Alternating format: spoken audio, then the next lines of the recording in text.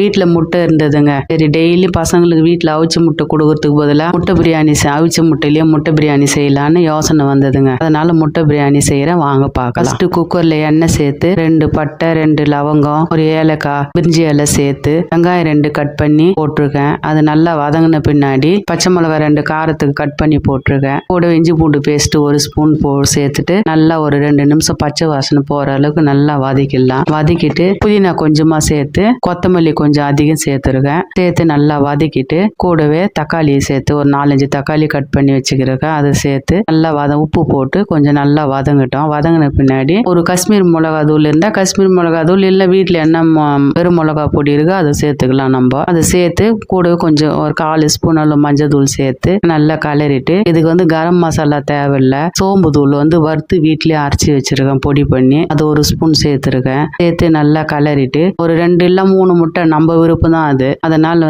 2 முட்டை இருந்தது. அதை நல்லா ஒரு பக்கமா எல்லா மசாலாவும் தள்ளிட்டு 2 முட்டையை ஒரு பக்கமா ஊத்தி நல்லா இது பண்ணி கொஞ்சம் நல்லா வேகிற அளவுக்கு விட்டுட்டு மொத்தமா சேர்த்து கலரிட்டு, அப்புறமா வேக வச்ச முட்டையை சேர்த்து சும்மா லைட்டா ஒரு கலரிட்டு, அப்புறமா நான் 1 டம்ளர் அரிசி போட்டிருக்கேன். அதுக்கு 2 டம்ளர் தண்ணி சேர்ப்பேன். வீட்டில் என்ன அரிசி இருக்கோ அந்த அரிசி சேர்த்துக்கலாம். அதுக்கப்புறம் 1 டம்ளர் அரிசிக்கு 2 டம்ளர் தண்ணி சேர்த்துருக்கேன். குக்கர் போட்டு மூடு போட்டு ஒரு 3 விசில் விட்டு ஒரு 5 நிமிஷம் அப்படியே குக்கர் விசில் ஆறட்டுன்னு விட்டோம்னா சூப்பரான முட்டை பிரியாணி ரெடி ஆயிடுச்சு. இதை வீட்டில் ட்ரை பண்ணி பார்த்துட்டு எப்படி இருக்குன்னு கமெண்ட்ல சொல்லுங்க. மறக்காம லைக் பண்ணிட்டு சப்ஸ்கிரைப் பண்ணுங்க.